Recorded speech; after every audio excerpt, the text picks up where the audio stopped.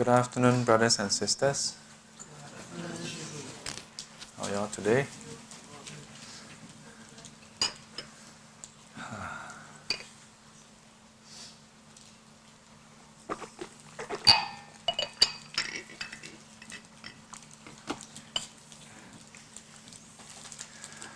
So, have you had a lunch? Have, huh? I just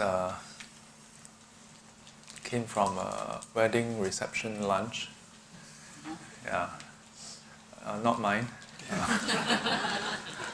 My student. I've known her for 12 years. She was a freshman in SIM. Yeah. She with a group of friends from Indonesia, plus one Singaporean. They started this Buddhist society in SIM 12 years ago, 2006. SIM Buddhist Bhavana. Is the recording okay? Okay. So, yeah. Remember back then, one of the first series of classes they invited me was to conduct meditation for them. Then over the years, had many other classes with them until they graduated.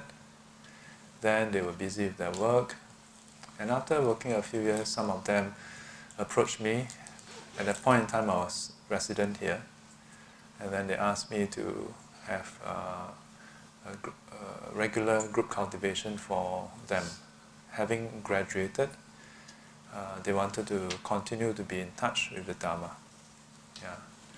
So that's how we started I think it was initially like, Tuesday or something. Then it shifted to Thursday.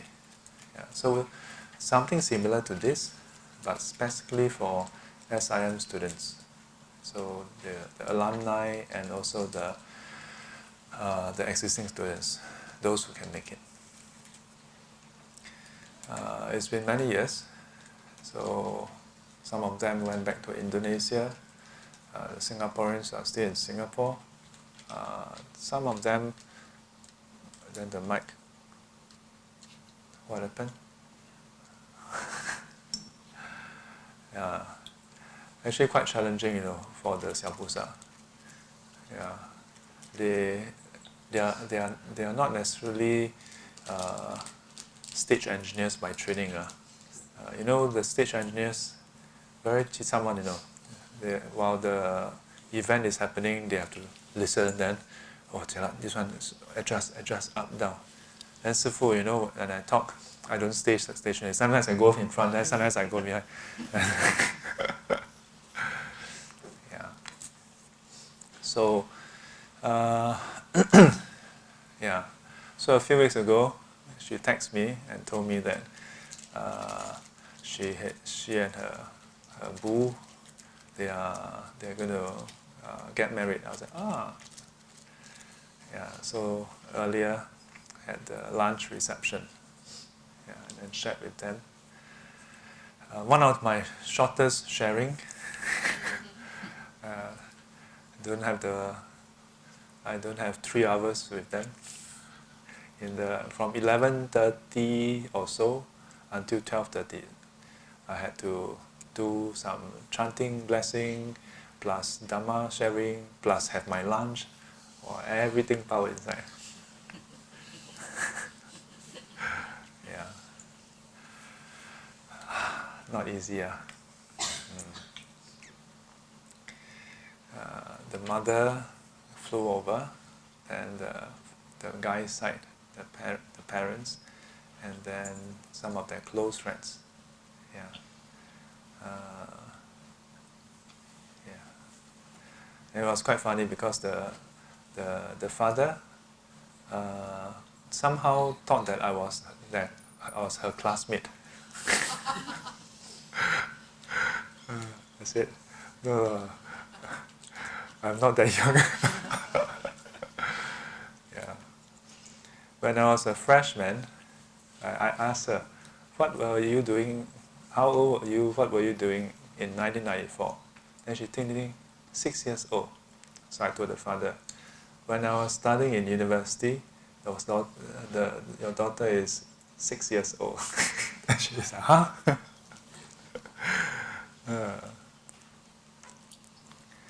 Yeah.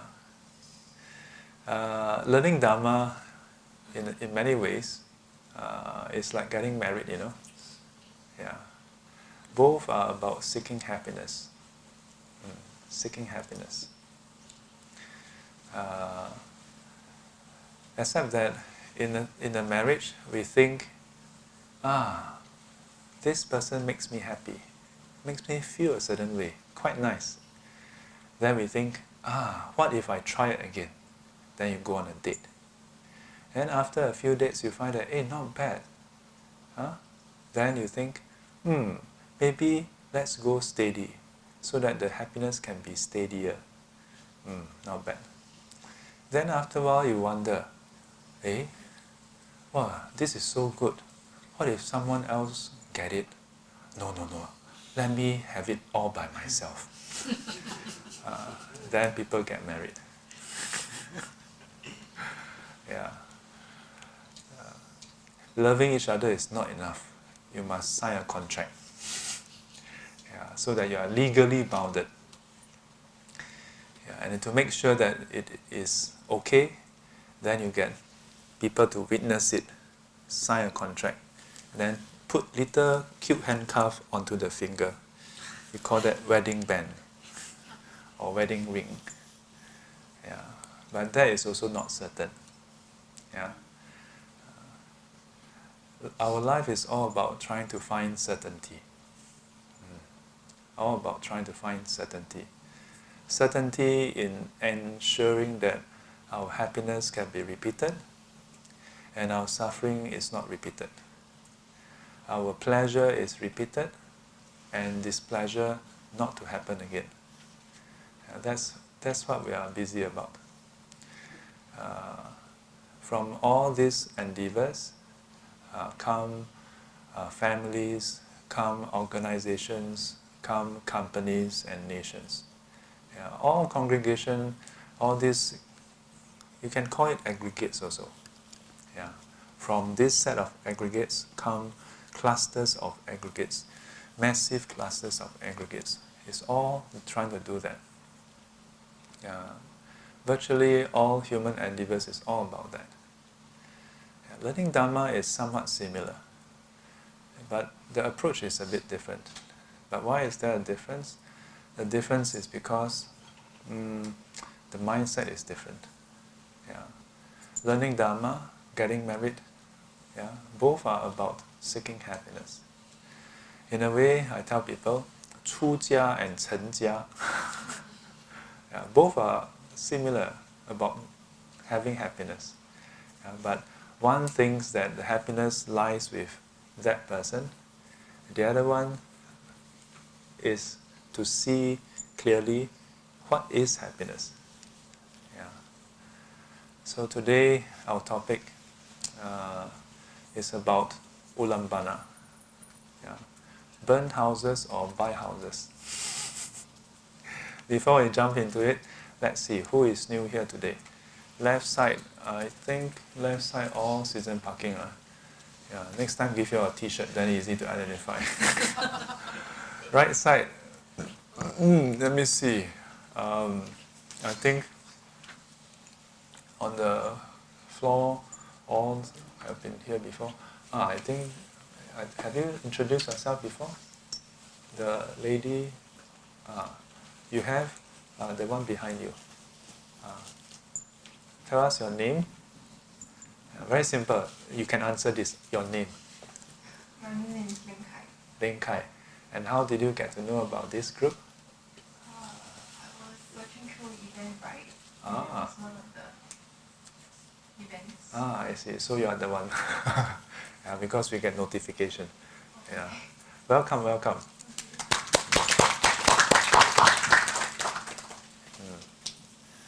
So welcome to SGC. So once a week we have the group cultivation. We do short chanting, short meditation, and then not so short Dhamma sharing. Yeah. So today's topic, Ullambana, more fondly known as Hungry Ghost Festival. Yeah. So to burn houses or to buy houses,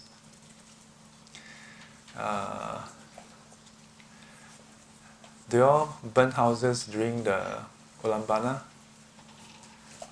Not easy to burn houses, no.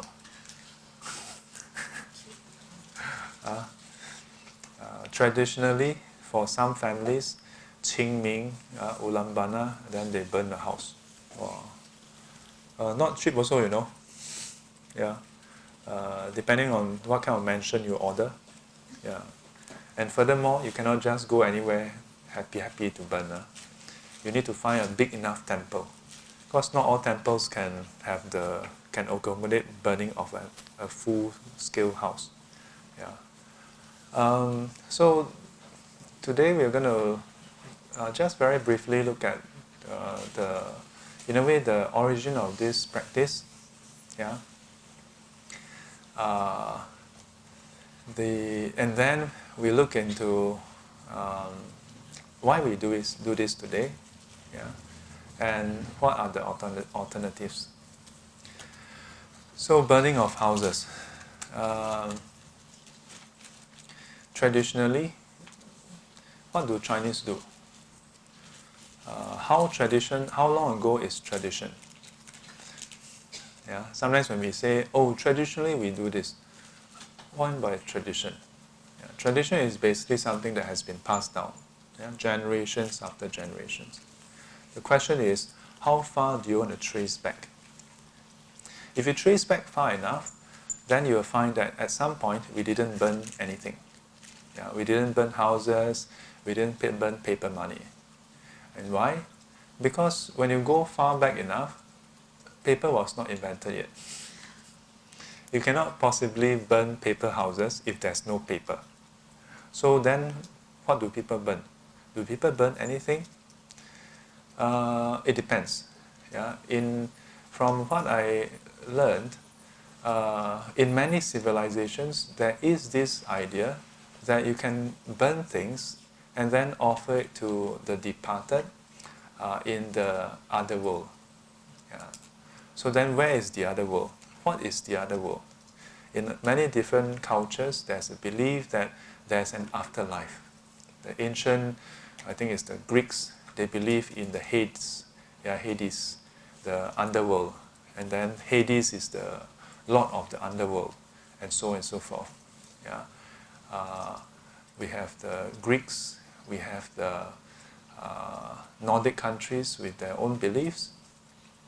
Ancient Egyptians, they have their belief. Sumerians, the Aztecs, those are civilizations that come very early. Chinese and Indian civilization is very interesting because it's so long that it is, several thousand years. Yeah. And as a result, there are a lot of remnants that is similar to those that has already gone extinct, and yet today there are still Chinese around. And for all we can, we are Chinese. So this practice of burning things came in, after the invention of paper. Yeah. I've shared before. Can you all remember who invented paper? Who invented paper? Do you all know? Definitely not me. Not me, not you. Some 2,000 over years ago, someone called Cai Lun, Cai Lun Zhaozi. Yeah.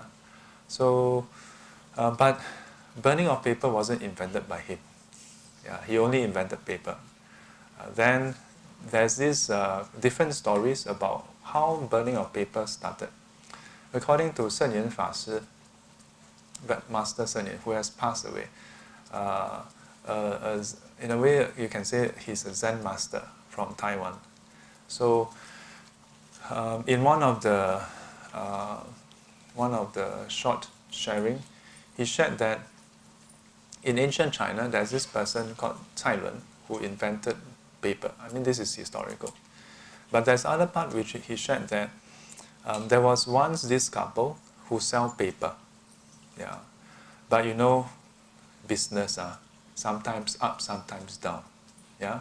So when things are down, then what must we do? Marketing. We must do advertisement, marketing. Yeah. You have to come up with campaigns. Yeah. So you have to champion your product. Yeah.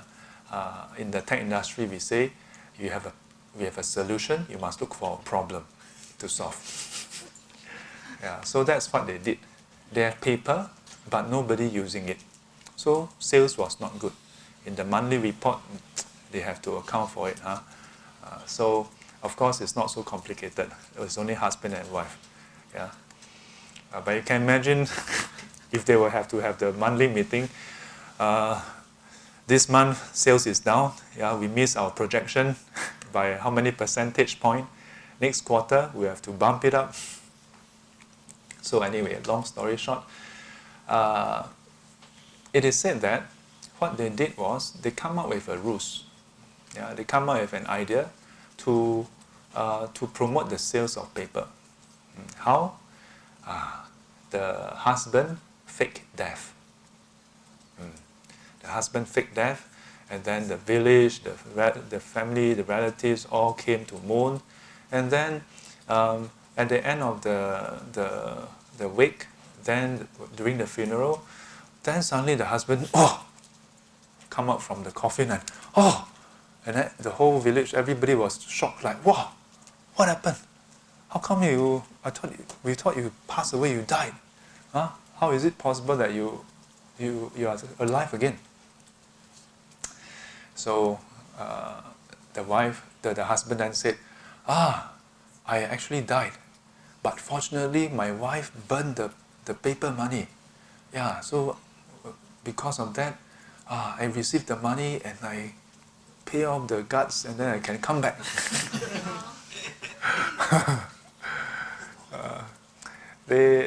I must say that in terms of novelty, they score A+, A1.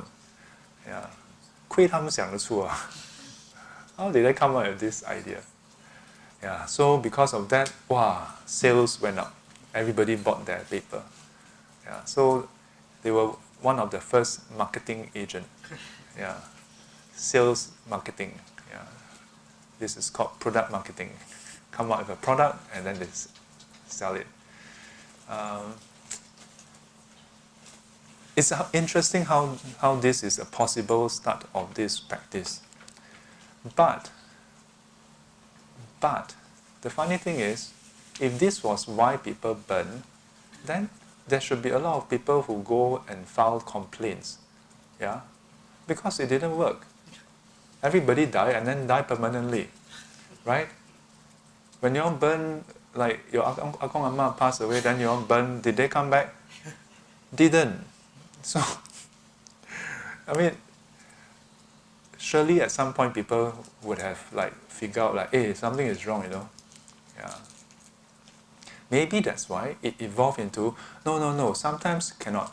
So, but still you need to burn. Why? Then they can use in the other world. But before burning of paper money and paper things come about, we see from the tombs, yeah, we see from documentaries, not that Sifu go and dig people's tomb, I also don't know, but from documentaries we see that tombs of various cultures, yeah, have items placed inside the tombs, yeah, and those things that are placed inside are actually day-to-day items, yeah. So almost all civilizations have this idea or have this belief that after dying, we continue to live. Where? We don't know. Somewhere. But being alive, we need all these things. After dying, maybe need also. Yeah. So when paper came about, then a lot of the actual things got replaced by paper version. Yeah. some of you may have seen before, the servants, servants being burned, not the real servant, but paper servant, offered, to serve the family members in the afterlife. So all these are more about Chinese belief than Buddhist practices. In Buddhism, is there an afterlife? In the sutra, in the Nikayas, the Buddha did sort of, in a way, refer to the after dying, then in the future life. But it's not that after dying, you die, go to hell or go to become a ghost. The Chinese idea is that after dying, your spirit come out and that's the ghost. In Buddhism, no. What the Buddha saw is there are different states of existence. And those states of existence is determined by several factors. One of them being whichever karmic seed is most potent to ripen. And what are karmic seeds?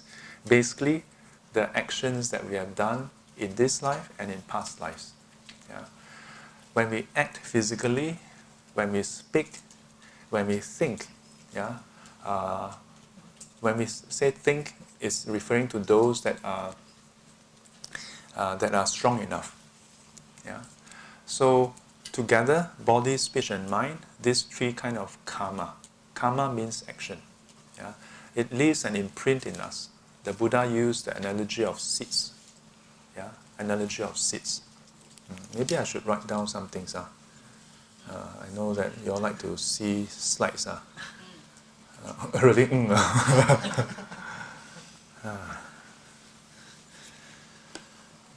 So, let's see. What is today's date? Do you all like green color or red color? Or purple?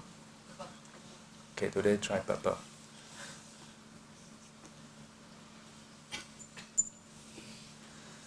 20 what? 26.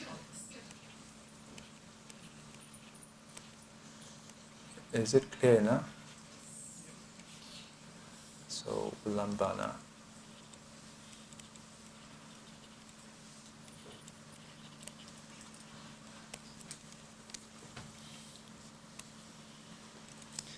So, ancient China,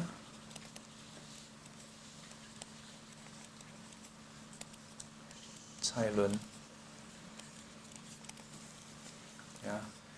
invented paper. So the belief in afterlife. Oh yeah, what am I writing?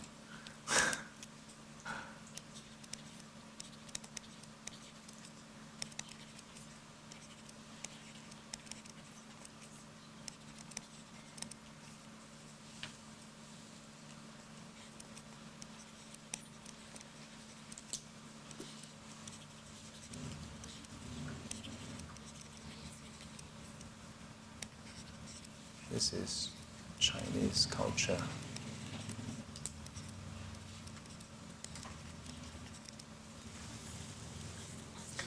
So in Buddhism, the different states of existence are determined by the quality of our mental imprint, whether it's harmful or wholesome, harmful or harmless, wholesome or unwholesome. So, and then supported by our merits, we get reborn in different realms. The different realms, we usually say the 6 realms.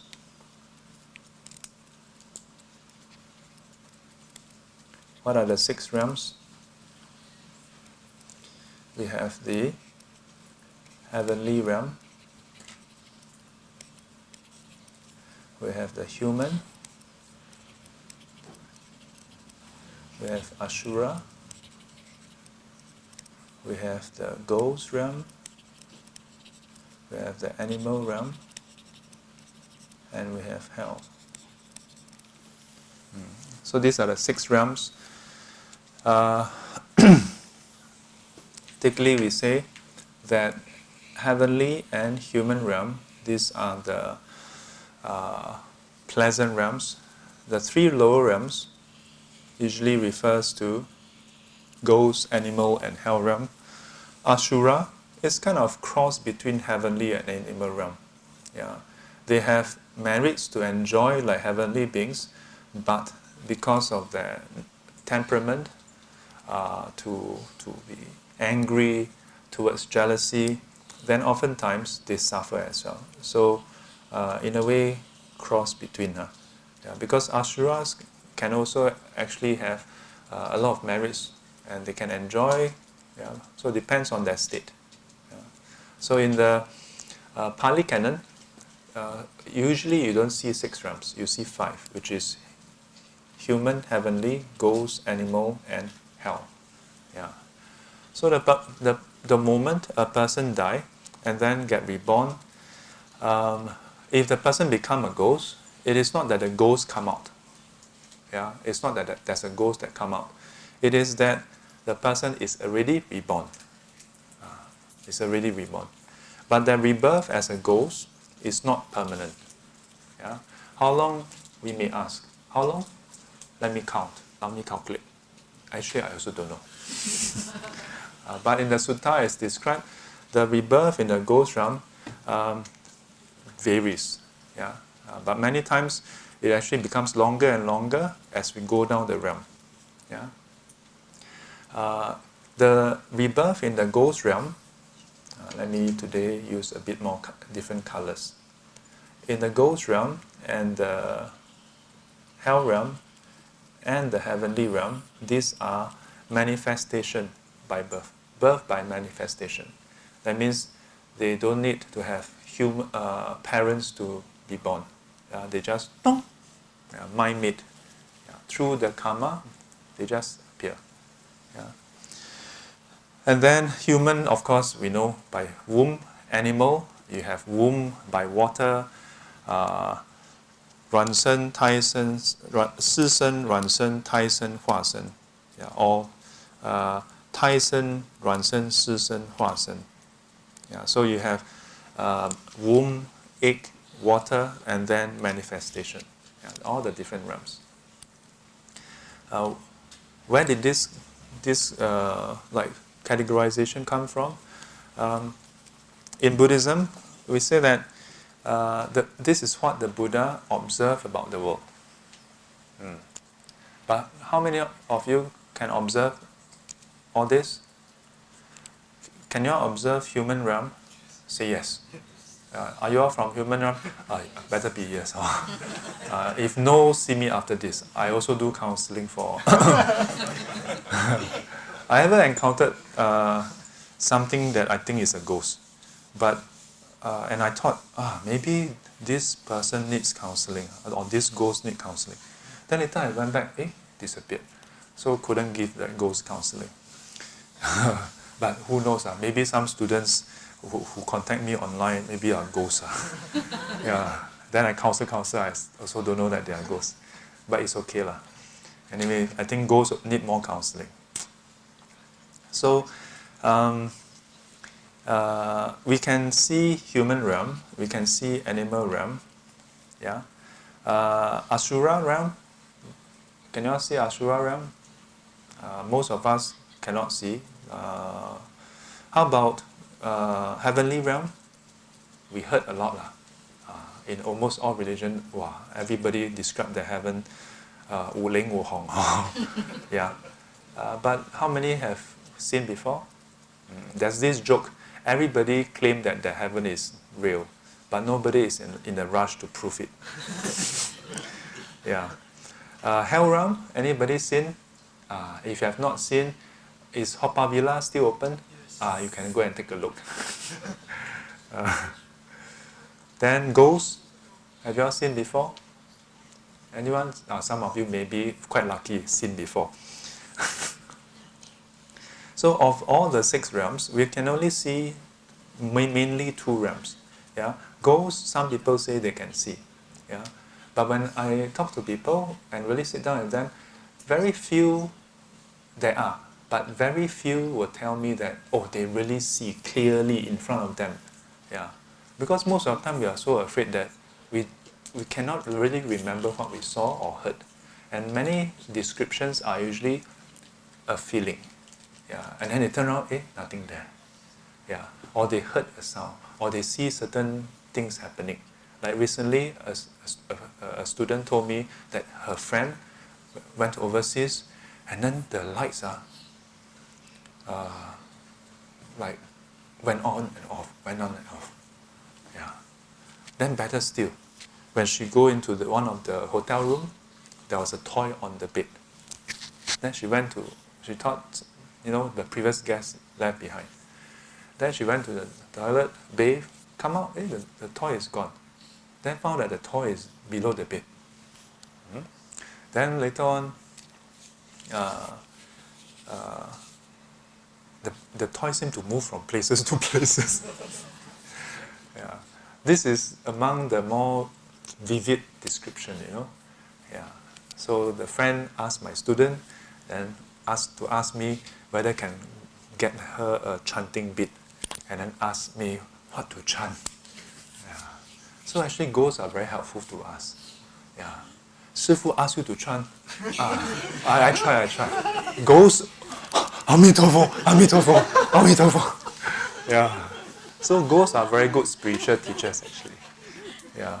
Unknowingly unknowingly they help you to cultivate. Yeah. You see 师父, 哎呀, 闲了. Yeah. But you see ghosts, wow, want to meditate, I meditate. Yeah. In Buddhism, our attitude towards ghost realm is quite different from other cultures and religion. In Buddhism, towards the lower realm, these are the 3 lower realms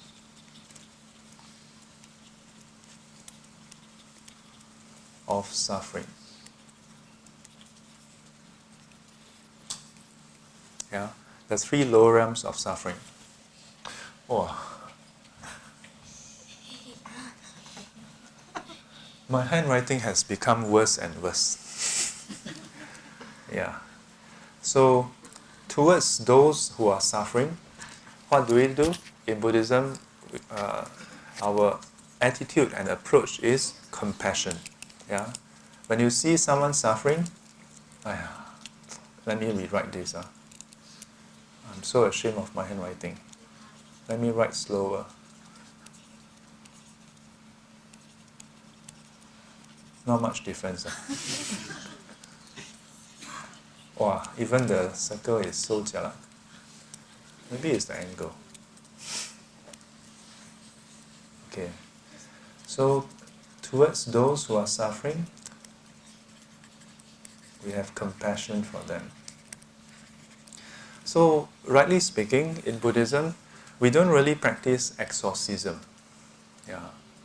Sometimes you watch movies, but then, 哇，你再不走，把你打得魂飞魄散。Yeah. 哇，把你打入18层地狱 whatever. In Buddhism, actually, there's no such a practice. Yeah, no such a practice. We're not here to say that those religion or culture that has this notion is whatever. That's their attitude. Yeah, it's just like some people like dogs, some people don't like dogs. Doesn't mean that the person who don't like dog is evil, ma. They just don't like what you want. Maybe they had bad experience with dogs. Yeah. In Buddhism, we see beings in the ghost realm, hell realm, and animal realm as suffering. Yeah. So we have compassion towards them. Yeah. If you think about it, towards animal, there's also a difference. Yeah. For many people, animal is a source of food. Yeah. For Buddhists, we say animals are already suffering without us, our involvement. Yeah. If we can, give them happiness. If we cannot, don't give them more suffering. Yeah. So you can see that it's really about our mindset. So in Buddhism, the mindset towards those who are suffering is to have compassion towards them. So that includes those goals realm. So let me draw goals here.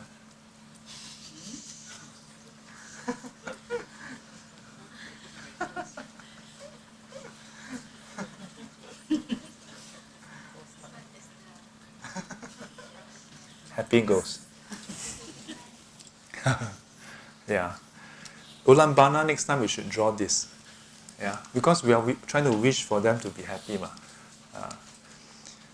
So then that brings us back to our topic. Yeah. Think about it. When you do prayers for Hungry Ghost Festival or Ullambana, usually we do prayers only for our ancestors and family. Yeah? But in Buddhist temples, we actually cover all sentient beings. And when we pray in this way, what are we trying to wish for our departed families? Yeah? We're trying to wish them to be happy, isn't it? Yeah? So this should be the correct icon. In future, we should adopt this as the mascot for Ullambana. Yeah. So when people burn houses, burn paper, in a way, it is acting out of compassion. Yeah, the burning of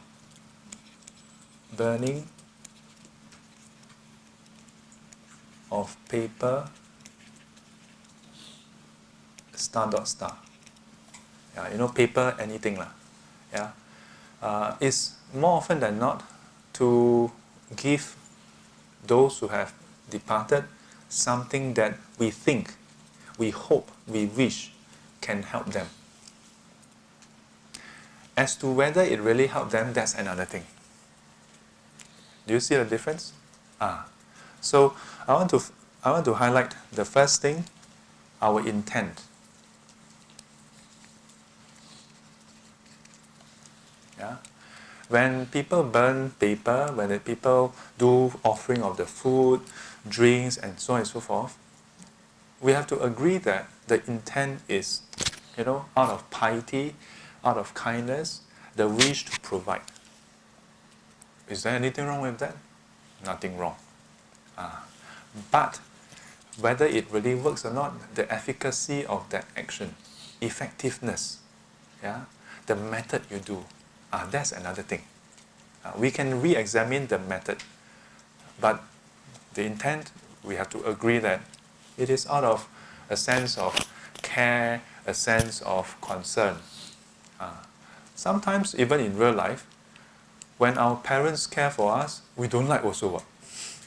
Yeah? But from our parents' point of view, the parents really feel that, I'm doing this for your own good. Is it really good? Can be subjective sometimes. Yeah, can be subjective. Sometimes when our friend's birthday is coming, we have trouble. What kind of trouble? Trouble thinking what to buy for them. Yeah, because of what? Because we don't have the ability to read people's mind. Yeah. So it can be quite a quite a trouble, quite a hassle, quite a stressful thing even. Yeah. Especially when birthday comes around once a year. Aren't you glad it's once a year? If it's once a month, xiong. Yeah. So, given that, sometimes even in real life, our effort don't always produce the desired results, even as much as we have the best intent. So, we should, in a way, appreciate that. Likewise, there are those who do this practice of burning paper house, paper, everything, The topic, we only put paper houses. But in real life, there are many things people burn. Paper car, now paper handphone, iPhone, then now the iPhone 10. Yeah. Condominium nowadays. Oh, now burn 猫山王. Wow.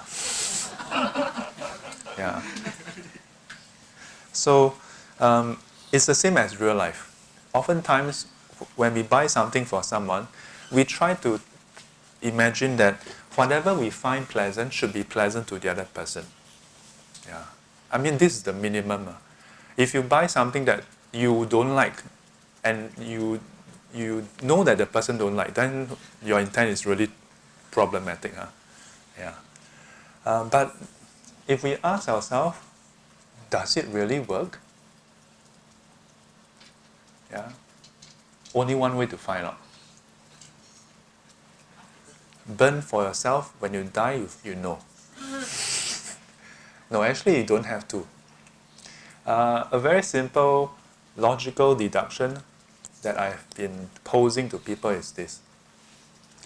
If indeed you can receive it, whether it's as a ghost or in hell, that we have to discuss again.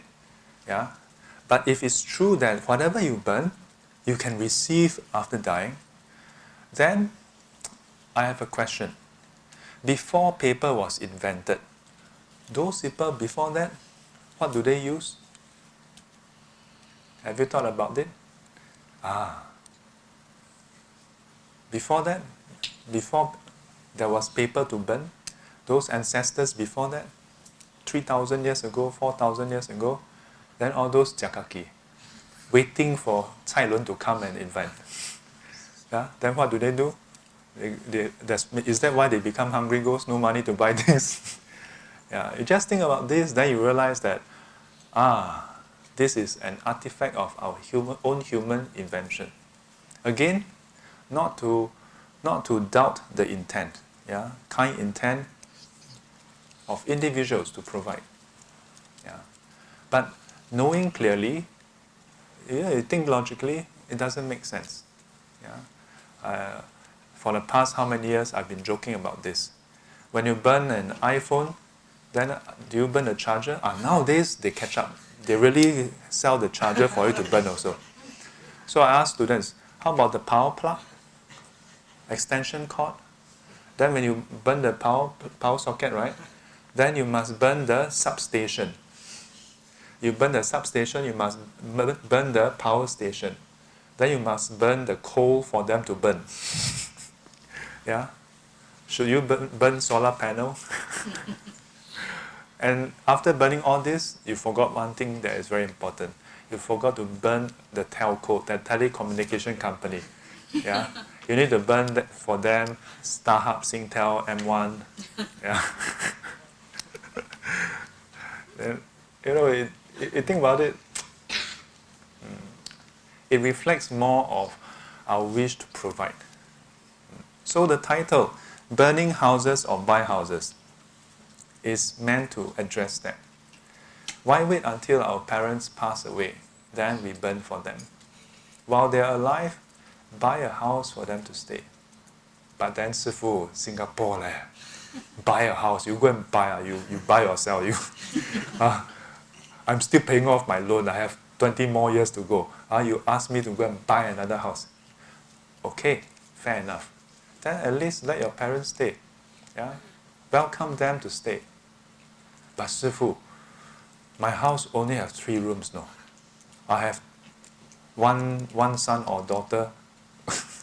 Well, I'm not sure whether it's son or daughter. Yeah. Maybe have 1 son, 1 daughter. Yeah? Each of them 1 room. Me and my wife in 1 room. Where, no space. So this is the thing, This is the thing. When we are young, and it's in the middle of night, when it rains and the lightning come and the thunder, we run into our parents' room. We run into the bed. If our parents say, where you come in? This is our room, you go out. Okay, maybe some of you all do that. Don't tell me, okay? Yeah. Our mother let us stay in her stomach for 9 to 10 months. 9 months, 9 months. who stay inside 10 months? Those who stay inside for 10 months, you better let your mother stay. Yeah. So, ask ourselves, really don't have a space? A few things to point out here. Yeah. On one hand, we should provide for our parents. But on the other hand, as parents, we should make it easy for others to provide also. We should make it easy also. I mean, it takes 2 to clap. It takes 2 to clap. Although we are the parents, but if we make it so difficult, like this cannot, like that cannot, then you stay yourself. 所谓久病无孝子. Yeah. Even if the parent is sick, yeah, the children want to take care. But if the parent is sick for too long, hard for the children to maintain that piety also. Yeah. So this is a delicate thing. Huh? Yeah. How much to provide? What to provide? 全凭良心. Yeah. Ask yourself, one day when our parents pass away, will we have any regrets? Within our means, we should provide, but not if the demand is unreasonable. Yeah. And what is reasonable? It depends. Yeah. I can't decide for you, but if you want, I can sit down, we can have a session. Yeah. Like for example, I told young undergrads, I tell them, if you were to give your parents 10% of your pay, and I said, fresh grad, let's say is 3,000, 10% is 300. Each father 150, mother 150. Divided by 30 on average, $5 a day. What do you want your parents to do with that $5? Quite, yeah, you think about it, quite sad, $5, you know. I know some kids, even when they are in secondary school, they get more than $5 a day. Yeah, so it can be quite challenging. Yeah. So how much? It's really up to individuals. Parents, so far, are there parents who really, money grabbing, want to squeeze you dry for money? Maybe there are. Yeah. But most parents that I know, what do they really want? They just hope that the child is well, that the child's life is okay, smooth at work, not bullied by anybody. Yeah, get married, whether son marry a daughter-in-law, or daughter marry the son-in-law, hope that they can be harmonious together. Yeah, of course sometimes 八字不合, you know, father-in-law, mother-in-law with the son-in-law, daughter-in-law, whoever lah. So sometimes you got to ask yourself, is it true that die 八字 chung then have to quarrel? Is it true? It's true if we follow our feelings. It's true if we allow ourselves to just act in whatever ways to have things our way. If that day everything must be your way, then you confirm chung with everybody. Yeah, give and take a bit lah.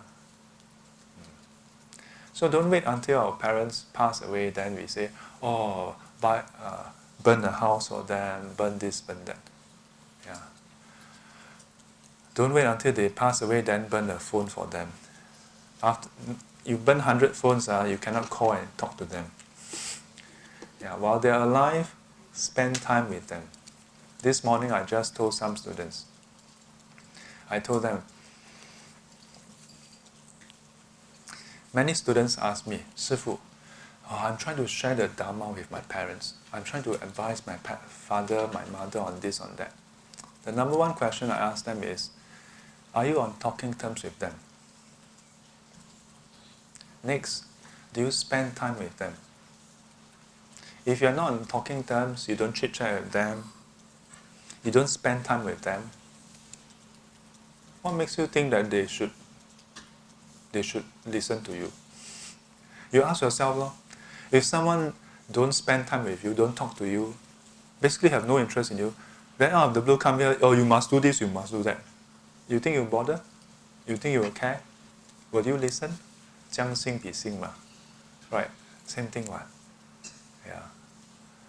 When we are kids, if our parents just whole day working, don't spend time with us, yeah, not interested in what we are interested in, yeah, then our parents, first thing, the moment they see us, have you done your homework?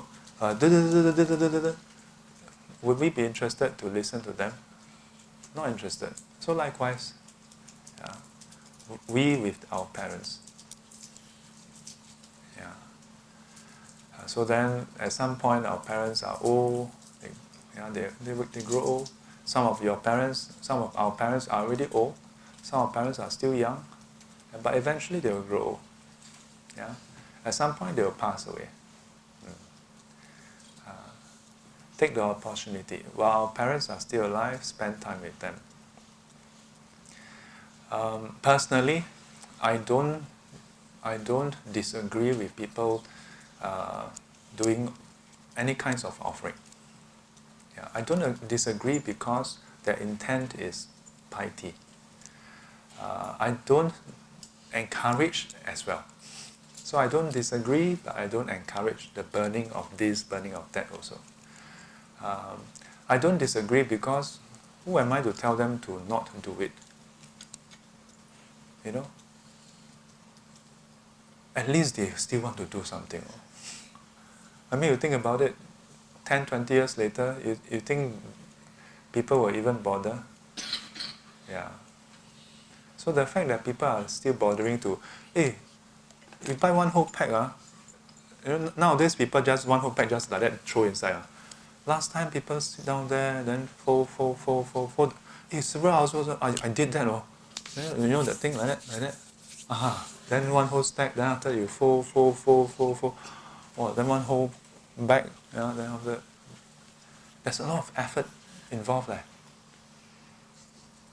Now, do they really receive? I don't think so. Personally, I don't think so. Yeah. And yes, there are people who say, oh, but this create air pollution, everything, But you think about it, all the young people, Valentine's Day, buy so much roses, go and then after that throw away. Does it not affect the environment? I'm sure it does in some ways, right? You have candlelight dinner, then burn candle, okay? Candlelight dinner every day can burn one, Yeah, Qingming and Ullambana twice a year. If you know what I mean? If you want to talk about carbon footprint, there are a lot of things we can look at. Yeah. So how do we express that question? How do we express that? If people ask me, is it necessary? I say, not really. Even better if we spend the time doing some charity, reading some Dhamma, listening to Dhamma, doing meditation, and then, sending thoughts of kindness towards them, sending thoughts of compassion towards them, keeping them in mind when we learn Dhamma, reflecting on how, because of them, you have this human rebirth, as a supporting condition, and because of that, you can learn Dhamma, and with that, you dedicate merits to them. To me, that's more meaningful.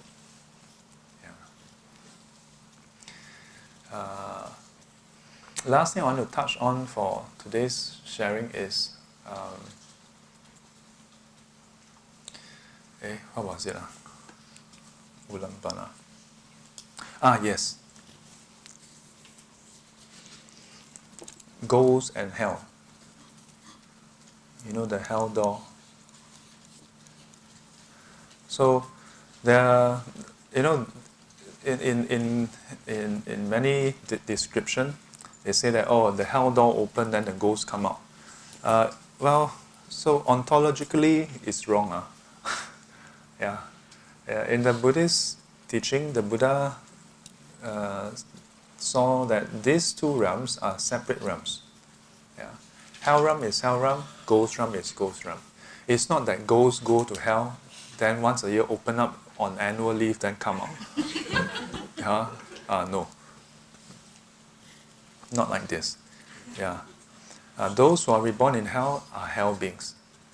And when their karma is exhausted, then they get reborn in other realms. Whether they get reborn in ghost realm or animal realm or higher realms, that's up to the karma.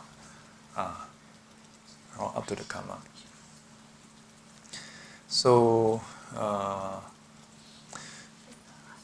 so that's to say, there are ghosts around all the time.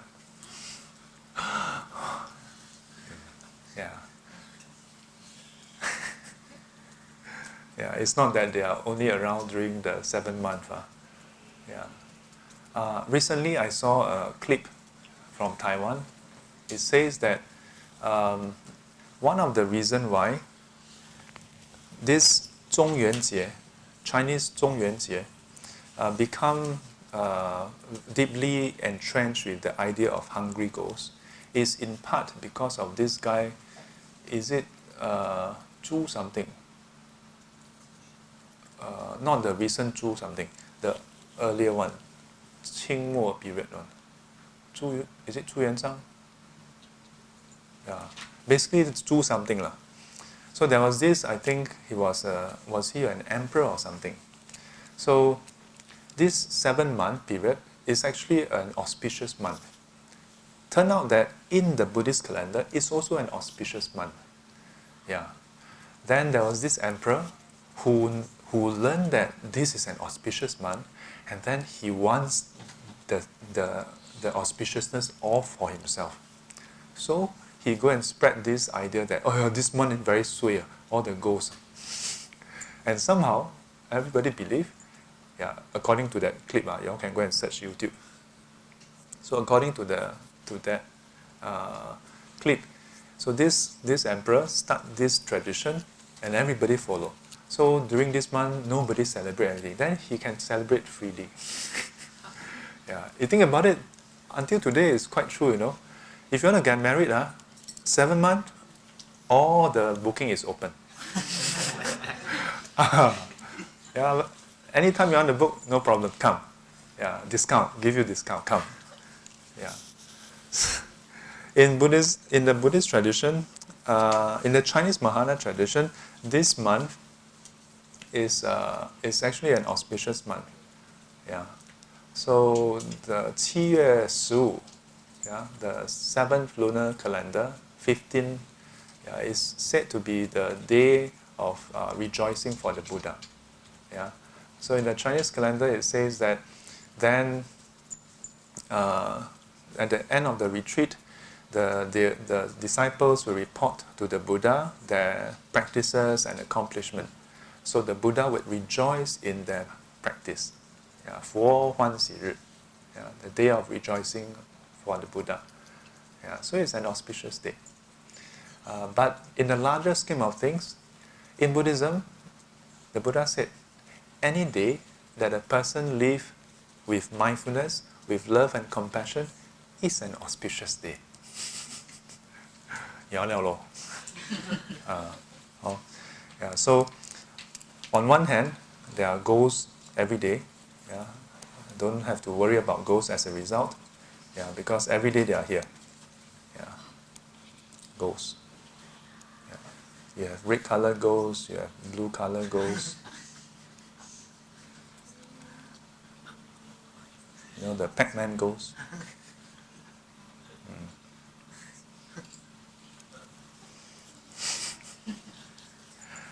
Yeah. So this month, Ullambana, when we do you all participate in the prayers and so on? You all do, yeah. This is the other misconception. Most people think that, to dedicate merits, we must do prayers and everything. When you listen to YouTube Dhamma talks, it's meritorious also, you know. Yeah. So 法会, yeah, the assembly to learn Dhamma. Yeah, not just the chanting 法会, then it is meritorious. Yeah. Even when you sit at home quietly, do a short prayer, then after that open the Dhamma book, Nikayas, can be any sutra, and then you just read. Yeah, that's meritorious. Yeah. I'm not discouraging you from attending puja, okay? Please continue. Yeah. But sometimes maybe you are not able to make it. Yeah, don't feel so bad. This year, this month, I miss out this puja, that puja. Yeah. Wherever you can, yeah, do something wholesome, then you can dedicate merits. Okay? So, any questions on goals and hungry or otherwise? Oh, I immediately say no. Are you afraid of ghosts? Mm.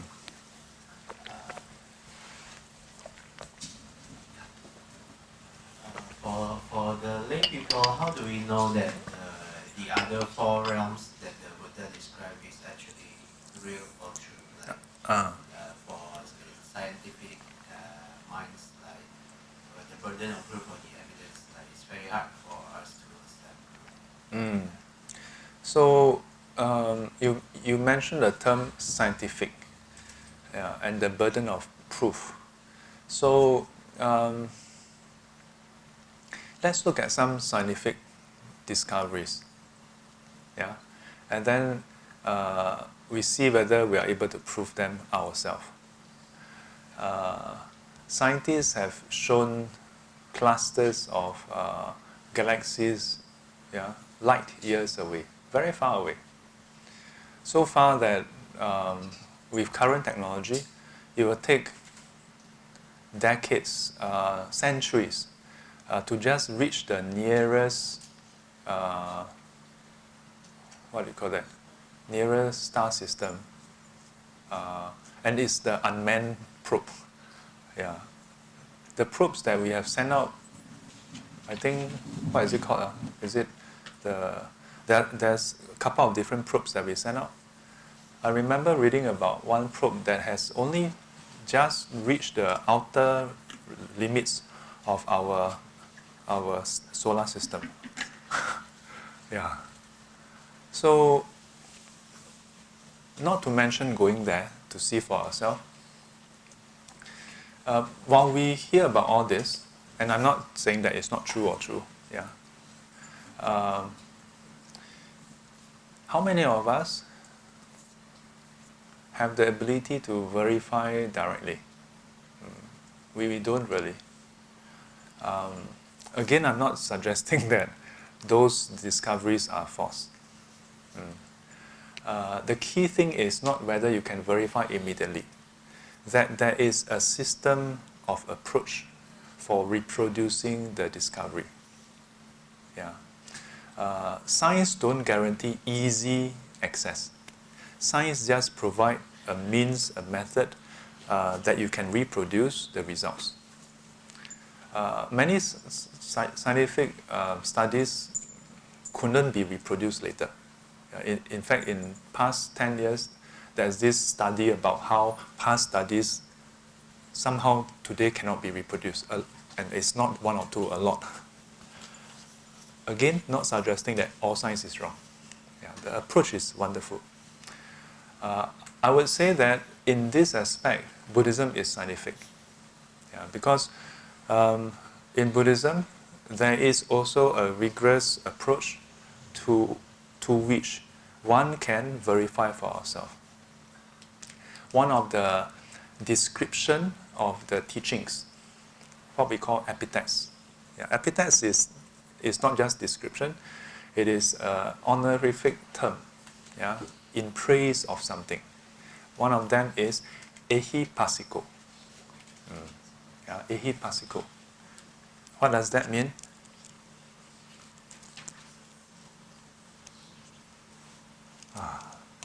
I think I must spend some time to practice writing with this. Ehi passiko. Looks quite okay. Like small kid handwriting. So this means, loosely translated to, come see for yourself.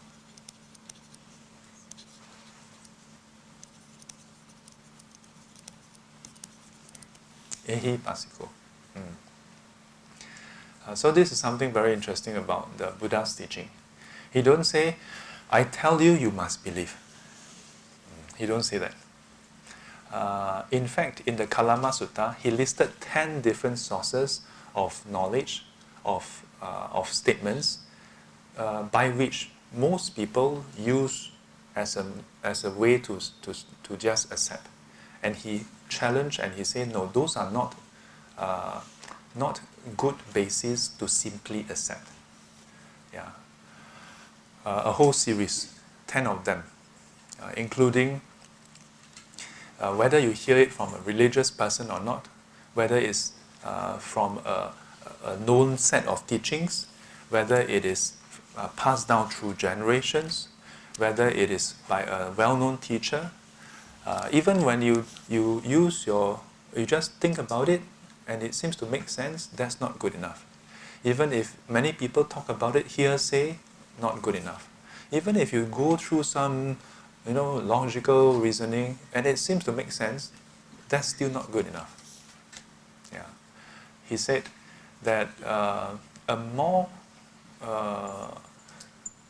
actually he didn't say more or less, but he basically asked the Kalamas, whatever approach or whatever concept that has been introduced to you, you ask yourself, when undertaken, does it lead to more greed, hatred and delusion?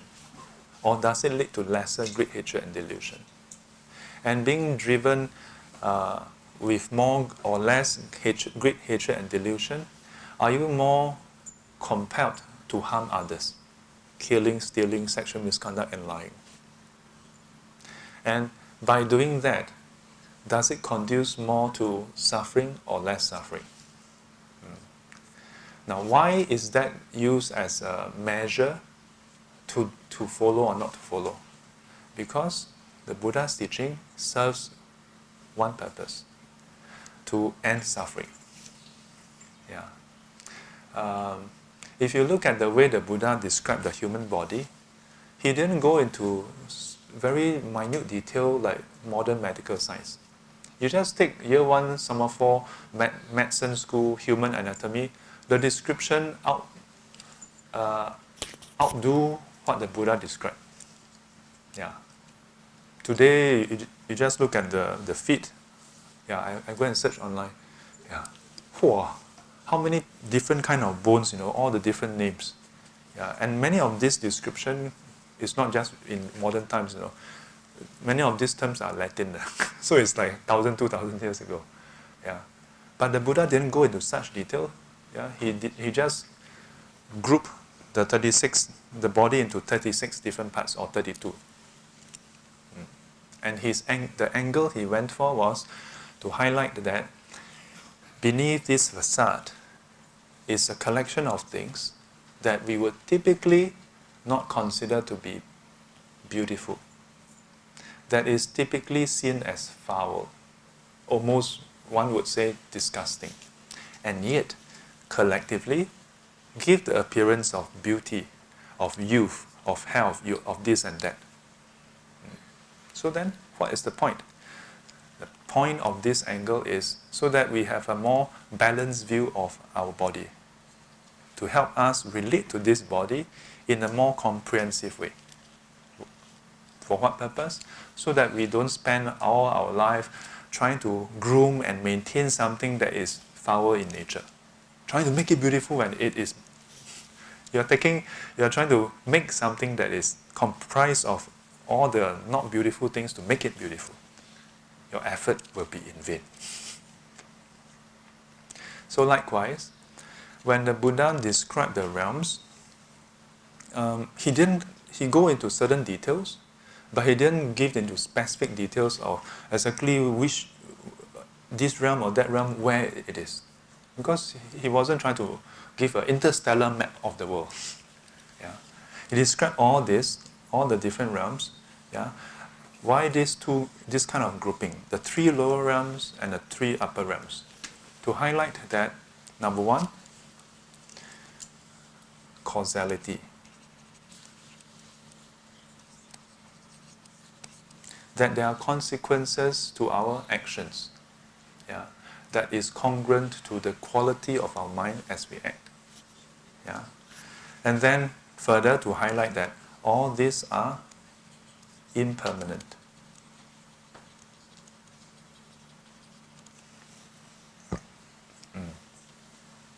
That's not to say that he didn't teach a way to verify for ourselves heavenly realm, hell realm and ghost realm, including Ashura, if you will. Yeah. The trouble is, just like modern science, how many of us bother to go and take up astrophysics, to go and have and then to write a paper, yeah, ask for funding, to have access to Hubble telescope. Yeah. Do you know about the Hubble telescope? I think it's not around anymore. Huh? Has it been taken offline or has it been extended? Hubble telescope was one of the most advanced telescope that can, when you look into the sky, right, and then you take a 5 mm square of it, that they point the Hubble telescope into that small spot and then came up with a lot of amazing pictures that today we are still using. Yeah. And it involved just having the telescope open for hours and hours and hours, yeah, to collect whatever thing that come through. Yeah. Hubble telescope is a bit like mainframe computer in the past, where it's not like you happily just buy one and then go Walmart, go sing song and say, hey, uncle, Hubble telescope ubo ah. No.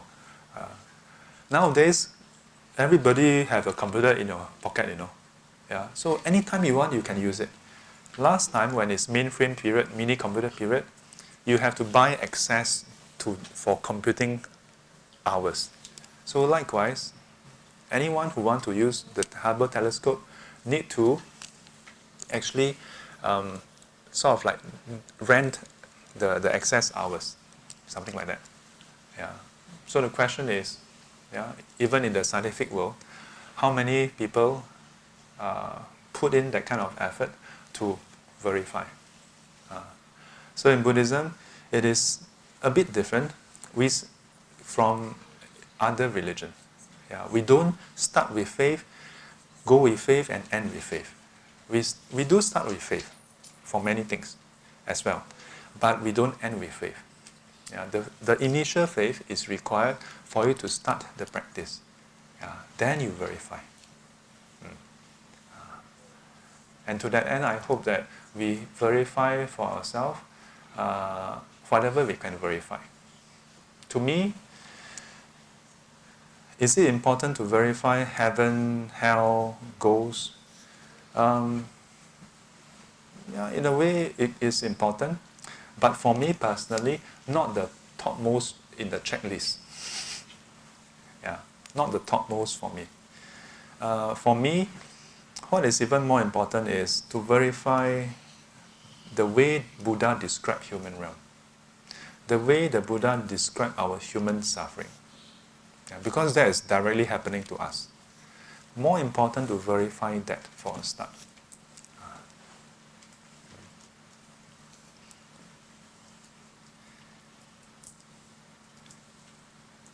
Yes, other question. Yes. Can you explain a little bit more about the Ehi-Passiko. Yes, come see for yourself. Yeah. So, very good question. Yeah, this is a very profound and yet it's almost like our tagline in Buddhism. Come see for yourself. When the Buddha discovered the Four Noble Truths, he observed for himself how beings arise in this world driven by their mental energies from the past. He saw for himself this happening. He also saw others going through this same process. And by observing and observing and observing, he observed certain patterns. He described this universal pattern as the Paticca Samuppada, the 12 links of dependent origination. So, after he observed all this, he saw clearly that suffering arises in a certain manner as well. That as long as there's clinging and attachment, plus that is rooted in ignorance, rooted in greed, hatred, and delusion, then suffering occurs. Of course, first and foremost, he wanted to end suffering. Yeah. Is there anyone here who don't want to end suffering? Yeah, if you don't want to, you are in the wrong talk. Yeah. That being the case, then he went on to teach the first 5 monks, the 5 ascetics who was with him. When he went to teach them, it wasn't so much accept this and that's it. It was more of, hey, this is what I discovered. Go and verify this. So inside this statement, come see for yourself, encapsulates, number one, the Buddhist approach to truth, the Buddhist approach to enlightenment. Yeah, in Buddhism, you cannot simply accept the truth and be done with it. That is insufficient. Yeah, our attitude towards the teachings, towards the truth, is that you must go and verify. Yeah, that come see for yourself means to come and verify for yourself. Yeah, and it's through this verification that one becomes awakened, yeah, to this truth.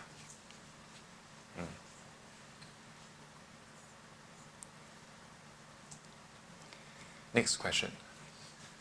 Notice today I'm keeping to yes.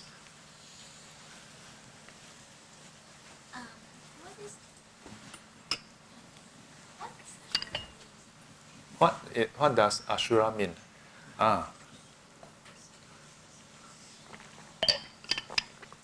In the Buddhist teaching, Ashura refers to a category of beings, sometimes translated as titans, giants. Yeah, in some texts it describes them as larger than human beings. So that's why it is a cross between animal realm and the heavenly realm. Yeah, they are very big in nature, very powerful. But unfortunately, the description says that they can be wrathful. Yeah, that means easy to be angry and jealous. In some of the sutras, it even describes the asuras being at war with the heavenly beings. Yeah, you know the Hollywood movie, the Avengers. You know Thor, Odin, and the ice giants. Yeah, some of the description is quite similar, but you must know that Thor, right? Thor and Odin. Today we see them as, action heroes. You can buy them from Toys R Us, action figure, the hammer. But it's actually based on an actual religion from the past. Actual religion, no. That actual religion at some point declined and got wiped out in a way, and then got rebranded as a myth. Yeah, I mean, you look at history of the world, this is what happened. Yeah, I leave it to you all to go and find out what happened. Yeah, but historically, this is what happened. Yeah, the time, the pre-Christian era, there were all these religion that were actual religion. You know the earlier movie Thor with Odin, the Odin was an actual god that was worshipped. Yeah, then there's Zeus. Zeus is, I think, in another area. Yeah, so you have Mount Olympus.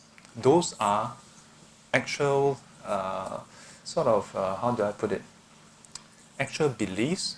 Yeah, that were held in ancient times. Yeah. Now I'm not saying I believe that. Yeah, I'm saying that maybe about 2,000 over 3,000 years ago, there were people who actually have such a belief. So when they say they have the temple of Olympus, yeah, it was really a temple. Like now you go, you go to Simalu, yeah, it's an actual temple. People go there to pray, to offer, to do offerings and worship. Yeah, they believe that different gods actually reside over different things. Yeah, so the description of Asura, in some ways, is similar to the description of Titans in some of the other religion in ancient times. But in Buddhism, there's another slant to this. We say that these 6 realms, on one hand, describe actual realms. On the other hand, they describe certain traits of the realms. So, Asura, let me just change to another color. I think this color is not strong enough. Asura realm is known for its jealousy and anger. Yeah? Animal realm is usually known for its ignorance. Ghost realm, attachment and greed. Hell realm is basically all the unwholesomeness.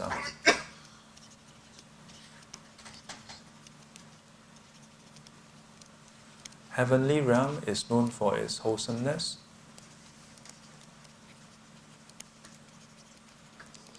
How about human realm?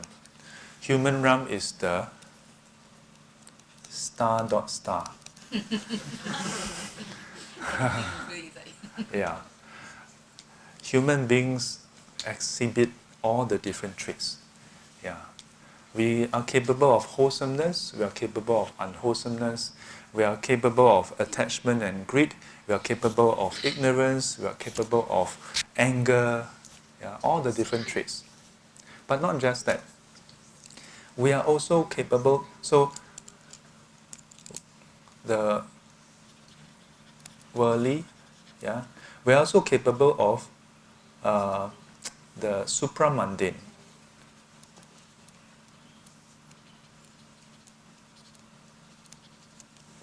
We are capable of having loving kindness. We are capable of having compassion. We are capable of rejoicing in others instead of being jealous of others. We are capable of going beyond discrimination to have equanimity towards all. We are capable of restraining ourselves and not just following our desire and senses by practicing precepts. We are capable of calming our mind just like the heavenly beings, but we are also capable of letting our mind go loose. We are capable of so much things. In fact, the Buddha observed that we are even capable of awakening. In other words, to become like the Buddha. Wow, you see. Yeah.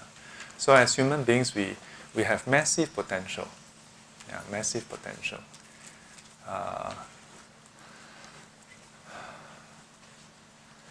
Question is, which potential do we want to fulfill? Which potential?